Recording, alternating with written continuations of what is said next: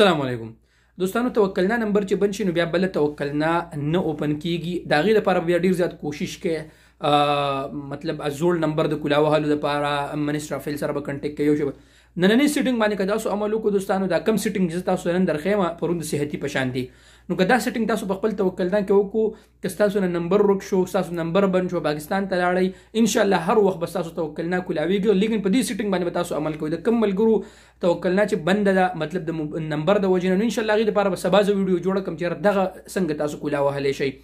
نننی ویډیو دوستانو په دې سیټینګ باندې تاسو ضرور عمل وکړئ. خدا نه خواسته که ستاسو نمبر بند هم شي یا ستاسو نمبر دغه شي څه ورته وایي، یا ستاسو نمبر ضایع شي چې څه مو سره وشي، نو هغه ون ټایم پاسورډ به هغې ته نه ځي. ستاسو دا توکلنا به په دې فنګر باندې کولاویږي، مطلب فنګر یا په فیس آی ډي باندې. ضرور تاسو په دې ویډیو باندې عمل وکړئ دوستانو، او د دوستانو سره شیر کړئ. د مخکې دې نه چې ستاسو دا مسله راشي چې زموږ توکلنا اوس کار نه کوي، څه وکړو. دا سیټینګ خامخا په خپل موبایل کې وکړئ دوستانو. د موبایل سکرین طرف ته راشئ، دا په دې سیټینګ باندې پویوم ضرور. نو دوستانو ما تاسو ته ویلو چې تاسو په خپل توکلنا کې د فنګر والا اپشن کولاو کوئ، نو تاسو ته به د لګ آوټ کېدو مسله بیا نه راځي او د بند کېدو خطره به نه وي، ځکه چې د اکثر ملګرو نه بند شي بیا ورته ډېرې مسلې راځي، یا نمبر بند دی او دا او هغه فلان که نه. نو راځئ ستاسو په مخ کې زه توکلنا کولاوم. ما خو زما په دې باندې فنګر دغه آن د وګورئ، دلته اوس تاسو ته به نه ښکاري تور غونته کې، دغه به تاسو ته راځي ځکه چې توکلنا د پرایویسي معامله ده. نو زه دا دی اوس ګوره، زه دا دی ورننوځم خو زما نه فنګر غواړي.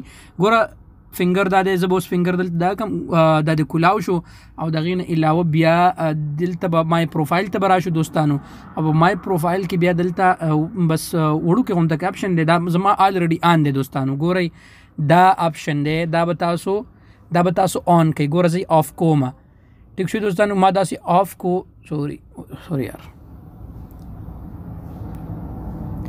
ګوره دوستانو ما آف کو، ما ته وایي ګوره ما آف کو، زه بیرته فنګر غواړي، زه بیرته آن کوم. نو ما آن کو دوستان. تاسو چې دا کله آن کوئ، تاسو توکلنا نه وځئ، بیرته تاسو دننه کېږئ، نو تاسو نه به فنګر دا غواړي که نه، بار بار به تاسو نه پاسورډ او دا قیسې میسې د بند کېدو خطره به په دې کې نه وي. نو دا سیټینګ پکې تاسو ضرور وکئ چې تاسو ته څه مسله نه راځي. انشاءالله دوستانو د کوم ملګرو توکلنا بندې دي په هغې باندې به انشاءالله زه سبا ویډیو جوړه کړم د خیره سره او په تفصیل سره به تاسو پوه کوم. انشاءالله دوستانو ضرور تاسو دا ویډیو د ملګرو سره شیر کړئ چې په دې باندې عمل وکړي. مخکې د دې نه چې د هغو ته بیا دا مسله چې یار توکلنا بند ده او یار عمر بای اوس څه چل وکړو، نمبر ورک شوی دی نه کولاویږي او دا او هغه. نو انشاءالله دوستانو تاسو په دې دا سیټینګ تاسو په خپل توکلنا کې آن کړئ، تاسو ته به هیڅ قسمه انشاءالله داسې مسله نه راځي.